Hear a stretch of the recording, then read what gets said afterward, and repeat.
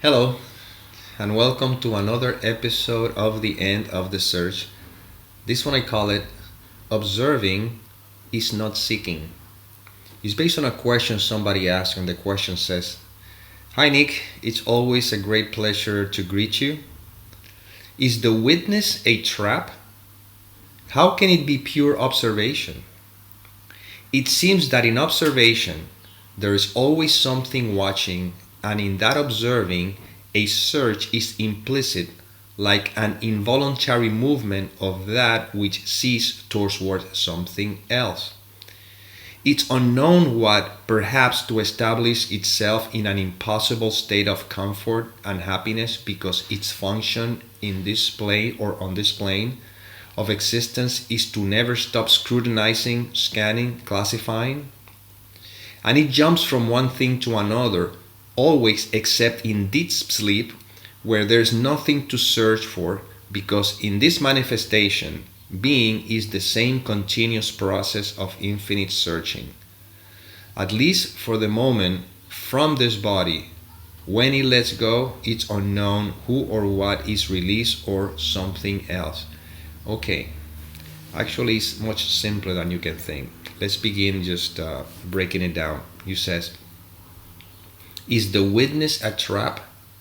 How can it be pure observation? Well, the witness is not the trap. An observation is simply what is. The difference is that as a witness position or observation, it's a passive position. Seeking, on the other hand, would be an active position, or judging, that is active. But being is passive. So it's not a trap actually. It's the attitude through which you don't feel yourself distracted by the content of the mind. Then he continues. It seems that in observation there's always something watching, and in that observing a search is implicit. Well, the search is not implicit in observation. Searching is searching. See? If anything, seeking and searching is implicit in judging. But observing is a passive, it's just being right now. Right now you're observing. Observing is what happens. If I don't let the mind engage with it, it's just simply that. Observing, it's a witness. So there's no seeking. Seeking is when I feel there's something missing and I want to find something. The observer is not trying to find anything. The observer is just that, observing. Then he continues. It's like an involuntary movement of that which sees towards something else. Okay, it's unknown what, perhaps to establish itself in an impossible state of comfort and happiness because its function on this plane of existence is to never stop scrutinizing, scanning, and classifying. Well, again, the observer is not judging the classifying or the scrutinizing or anything. It's just simply observing the play unfold, never engage with what the mind is trying to tell about the space, about the happening. However, in the world of appearances, it seems that we have to make judgments and scrutinizing things sometimes, or scanning, classifying, but that is for functional purposes only. But that does not affect the peace that I am. See, it doesn't affect the background. It's just simply functioning in the world of appearances while simultaneously I am. I remain as I am. Then he continues. And it jumps from one thing to another, always except in deep sleep where there is nothing to search for. Well, yeah, that's what happens in the world of appearances. In deep sleep, there's nothing to jump from one thing to another one, because in deep sleep, there's no conscious of anything. Deep sleep is just that. There's not a me, there's not a mind that judges or classifies. That capacity is not there. It's just pure awareness. Well, not even the word awareness, simply is, because awareness implies being aware of, but it simply is resting in beingness. So yes, it says, because in this manifestation, being is the same continuous process of infinite searching. No, it's not a process of infinite searching. Being is in which maybe the process of infinite searching may appear, but being is the passive, if the background in which everything seems to appear and disappear.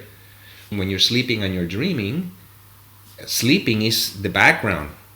The mind is the background, you see?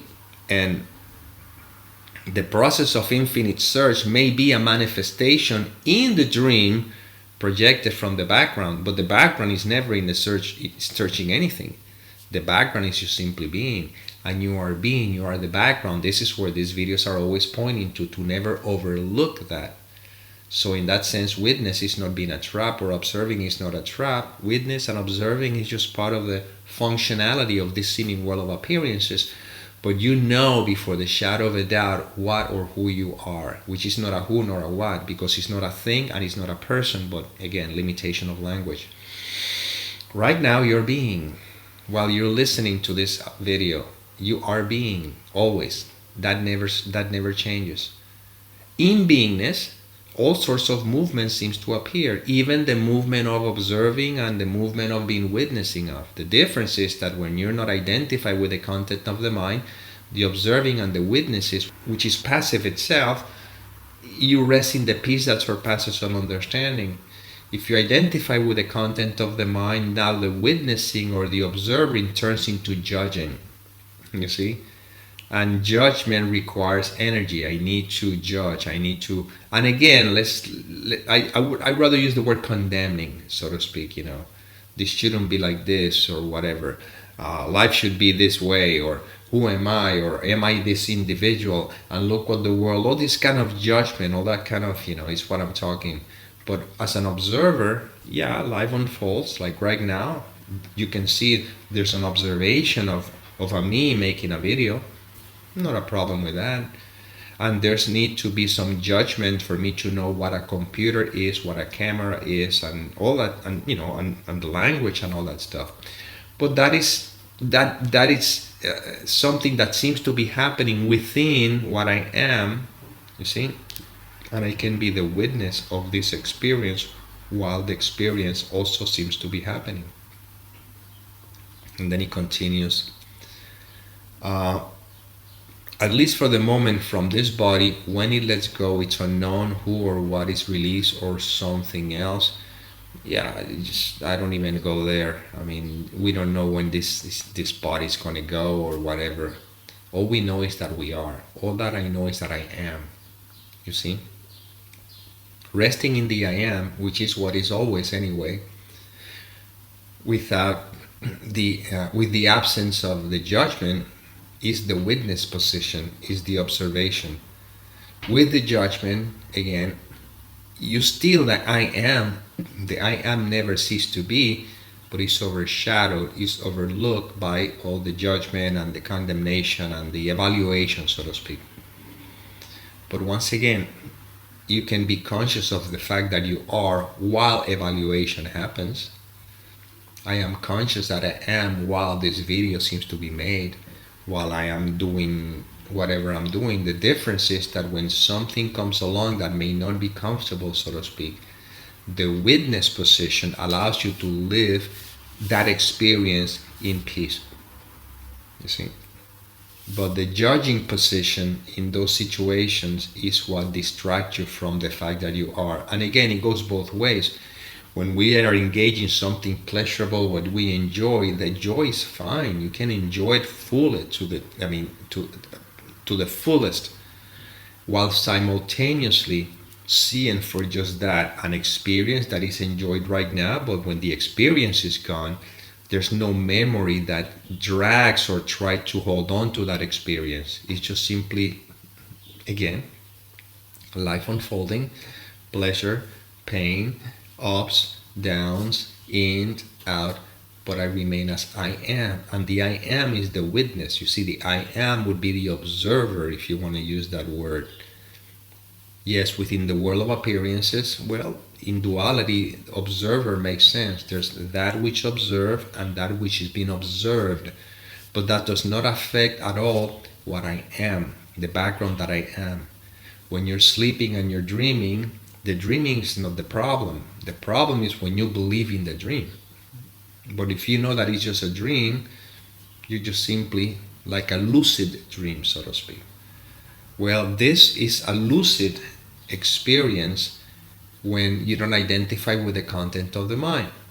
If you believe the thoughts, especially the thought who you think you are, you see that's the problem. If you believe you're that individual, you cannot observe, you cannot be a witness, because you're parting from a wrong foundation. There's a wrong foundation there. But right now, observing and witnessing happens, you see? It's something that happens without you necessarily identify with the belief that I'm a separate entity.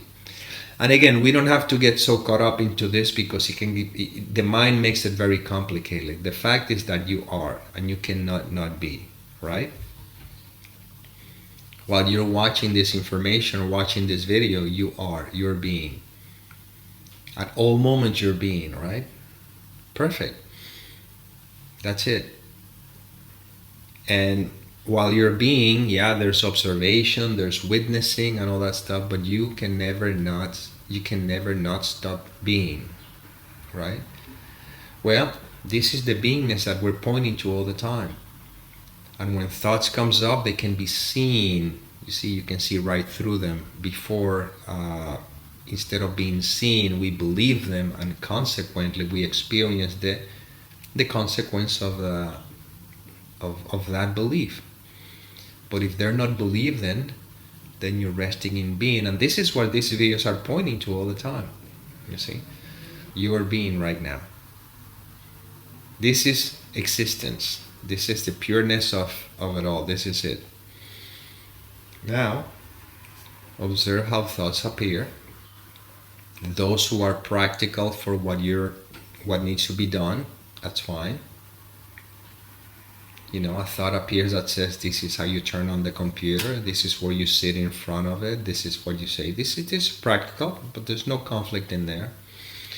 But when a situation or a sensation or something that may be uncomfortable appears, again, same attitude, just what is, that's it. But I remain as I am. See, it has no effect on the fact that you are. It's not a threat anymore. And if, let's say, there's an uncomfortable feeling that have to be attended to, you'll notice how life naturally, through you as observer, as a witness, not concerned, but just observing the experience unfolding on its own, life will lead you to address the situation if that is the case. But at all times, you simply are. You see? You're being. You can never not be.